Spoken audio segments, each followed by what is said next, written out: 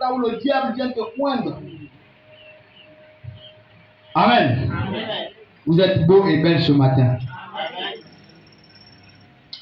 Alors, ce matin, nous parlerons comme thème: l'Église doit-elle soutenir l'œuvre de Dieu ou ses sacrificateurs, entre parenthèses les pasteurs? Je pose la question à l'Église. L'Église a-t-elle le droit de soutenir l'œuvre, donc le tabernacle, la parole de Dieu, et de soutenir également les sacrificateurs ou les pasteurs? Amen. J'ai mis un point d'interrogation. Est-ce que c'est faisable? Amen. Vous êtes sûr? Le frère pianiste, tu es sûr que l'Église a le droit? C'est quoi l'Église? Vous savez, pour moi, souvent quand je prêche, je suis comme un enseignant. Hein? Vous savez que moi, mes prédications, parfois, il faut question-réponse. Parce que j'aime amener les gens. Ou sinon, oui, ce n'est pas un sacrilège de le dire. Parce que Frère Branham dit, le rôle d'un pasteur, c'est de vous aider et de vous amener à Christ. Donc, j'aime amener les gens à Christ.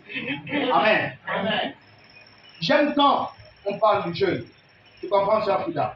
Il faut savoir pourquoi tu dois jeûner. Amen. Il y a un téléphone qui est en train de sonner. Tu dois savoir pourquoi tu viens à l'église. Amen. Amen. Pourquoi tu dois te marier? Pourquoi tu cherches le travail? Pourquoi tu veux les enfants en double? Pourquoi tu veux la voiture? Pourquoi tu veux la belle maison? Amen. Amen. Pourquoi quand tu vois une belle robe, tu as envie de l'acheter? Amen. Amen. C'est quoi l'église selon vous? Il n'y a pas une bonne soeur. N'ayez pas honte. Dites ce que vous avez à cœur. Amen. Amen. Dieu va nous aider à comprendre c'est quoi l'église ce matin. Oui, maman.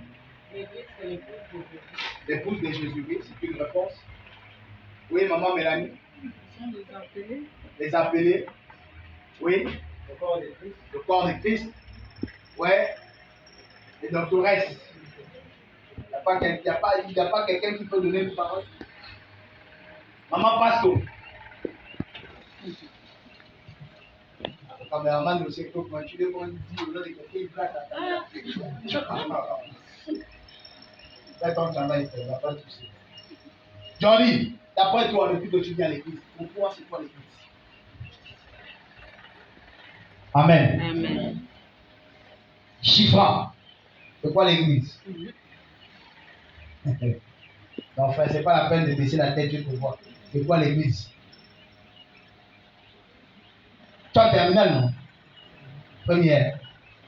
Si tu es en retard, tu ne peux pas demander à Dieu de te faire ce que nous, à notre époque, on nous faisait quand tu es trop intelligent. Si tu étais en C1, on peut t'envoyer au lieu de l'année, on t'envoie c'est ça, C1, C2. Au niveau du sport de première année, nous avons demandé ça en nous. Amen. On a la capacité de dire à Dieu, moi, je peux déjà être en terminale. C'est possible. C'est parce qu'on ne le croit pas. Amen. Amen. C'est quoi l'église? Le frère là, le frère pianiste, il vient de jouer au piano, mais c'est quoi l'église? Le lieu d'adoration. Voilà. Ce sont les réponses comme ça que je cherche un peu à dire. Là, j'étais en train de faire comme à nous à l'époque. Quand j'étais au CP1 à Béal, vous voyez à Béal, l'école de Béal, c'est là où j'ai fait mon CP1. On habitait à Paul Kafou, à Kayabou. J'apprenais la Béal. Donc à l'époque, du détendeur. Il va passer au tableau. Là, il y a les frères ici, les soeurs qui sont des Amen. Amen. Moi, je n'aimais pas le tableau. Hein? Au début, quoi, je n'aimais pas. Mais après, à la fin, grâce à un homme qui nous faisait réciter de la première à la dernière leçon, je devenais maintenant trop intelligent.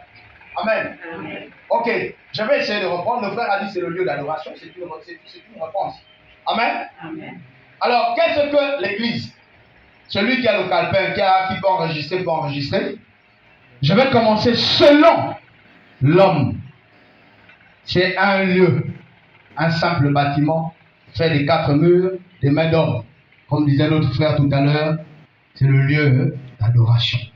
Maintenant, selon Dieu et selon les Saintes Écritures, l'église, je veux te surprendre, c'est l'obèse. Je croyais que quelqu'un devait dire Amen. L'église, c'est Frida. L'église, c'est Chancia. Amen. Sur cette pierre, je bâtirai. Amen. Ici, Dieu ne parlait pas de la pierre qui est le caillou. Il parlait de la pierre qui était l'homme. Sur le cœur de l'homme. Amen. Ou dans le cœur de l'homme, je bâtirai mon église. Et l'église, c'est l'ensemble de frères et de sœurs. Amen. Qui ont cru, premièrement. Amen. Qui ont accepté, deuxièmement, le Seigneur Jésus-Christ comme leur Seigneur et Sauveur personnel. Pas collectif. Voilà pourquoi je reviens pour te dire, l'église c'est Sarah. Si Sarah croit en Dieu, elle accepte, elle vit ses commandements. Amen. Alors Dieu descendra bâtir son œuvre en elle. Amen. L'œuvre ici, c'est pas qu'elle doit forcément être intercesseuse comme on voit partout ailleurs. Non. Mais Dieu peut l'amener à être une grande commerçante pour soutenir l'œuvre de Dieu. Amen. Il a bâti son œuvre en elle. Amen. Amen. Alors, pour qu'on essaie de voir ça ensemble, prenons nos Bibles dans le livre de Matthieu 16, 18. Amen. Donc l'église ici, ce n'est pas les murs que nous voyons ici. Amen. L'église ici, c'est chaque frère et chaque sœur assis à côté de moi. Amen. Et c'est ça où la maman, où nos mamans ont dit, les autres ont dit l'épouse, les autres ont dit le corps du Christ. C'est justement cette église qui constitue le corps céleste de Jésus-Christ. Amen. Mais cette église ne peut constituer que le corps céleste de Jésus-Christ que quand il y a des gens qui croient. Amen. Quand il y a des gens qui ont accepté Christ comme Seigneur et Sauveur personnel. Si tu ne crois pas, tu n'es pas une partie de Dieu. Parce que la Bible dit que celui qui ne croit pas la parole de Dieu est un antichrist. Or, quand on parle d'antichrist, c'est celui qui ne croit pas la parole. Mais si je suis membre, amen.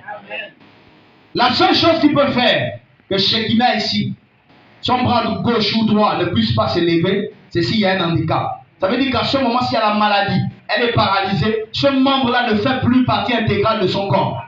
Est-ce que quelqu'un peut dire amen? Amen. Parce que si tous tes membres fonctionnent, ça veut dire qu'il y a quelque chose qui les contrôle. Mais lorsque tu perds l'usage d'un membre, ce membre-là n'est plus partie intégrale de ton corps. Il fait partie figurante. Amen. Et ça te gêne même. Tu as honte parfois de sortir. Regardez ceux qui ont subi là, les AVC. Parfois, ils sont comme ça.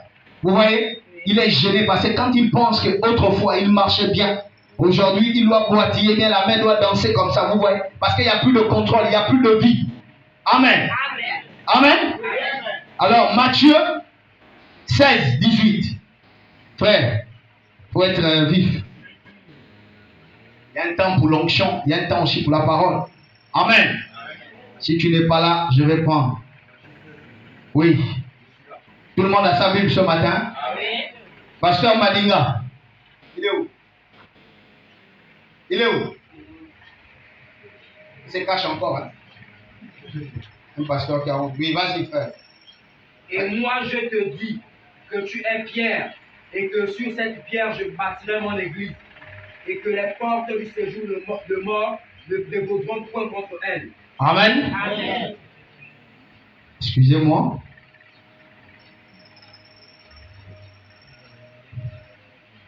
Alors, je lisais Matthieu 16, 18. C'est ça, non? Oui. 18. Reprends un peu à partir d'abord du verset 17. Jésus, reprenant la parole, Oui. lui dit, tu es heureux, Simon. Oui. Fils de Attends. Jonas. Il s'adresse à qui? À Simon. À Simon. Simon était quoi? Une pierre ou bien un humain? Nous comprenons, non? On est là, non? Il s'adresse aux frères en Christ, à sa brebis. Qu'est-ce qu'il dit aux frères? Jésus, reprenant la parole, lui dit, Oui. tu es heureux, Simon, fils de Jonas. Oui. Car ce ne sont pas la chair et le sang qui t'ont révélé cela, Oui. mais c'est mon Père qui est dans les cieux. Oui. Et moi, je te dis Oui. que tu es Pierre, Oui. et que sur cette pierre, Oui. je bâtirai mon église, Oui. et que les portes du séjour de mort, oui, ne provoqueront point contre elle. Amen. Donc, en d'autres termes, Dieu disait, ou Jésus disait à Simon-Pierre, puisque dans ton cœur, tu as reçu la révélation de qui je suis, ce n'est pas ton père, ce n'est pas ta mère, ce n'est pas un homme à côté de toi qui t'a révélé les choses célestes, mais c'est Dieu lui-même qui a donné dans ton cœur un don de discernement, un don de prophétie, un don de parler en langue, un don de chanter, un don de guérir les malades. Amen. Et dans ce don, je mettrai le baptême du Saint-Esprit. Parce que tant qu'on n'a pas le baptême du Saint-Esprit, on ne peut pas s'autoproclamer Église de Dieu. Oh, je croyais que vous deviez dire Amen. Vous savez que j'ai un don fidèle quelque part. Quand vous ne dites jamais Amen, frère, nous, notre Dieu ici fait même dire Amen aux chiens. Ils sont là témoins. Quand tu ne dis pas Amen, tu vas entendre là-bas l'autre côté. Parfois, il y a la terrasse ici. Amen. Tant qu'on n'a pas le baptême du Saint-Esprit en nous, nous ne sommes pas partie du Christ. Nous ne sommes pas membres de Christ. Amen. Il faut le baptême du Saint-Esprit. Et quand on a le baptême du Saint-Esprit, Dieu fait quoi? Il met sur cette pierre son église. Quand tu marches, c'est la sainteté. Quand tu parles, c'est la sainteté. Quand tu touches quelque chose, tout de suite, il y a la solution. Amen. Amen. Alors, donc, selon les hommes, quand on vient, je vais à l'église. Mais dans le bon sens, je vais au tabernacle. Amen. Je vais adorer Dieu. Parce que l'église, c'est le corps composé de la chair et de l'esprit que tu transportes chaque matin. Amen. L'église de Dieu n'insulte pas.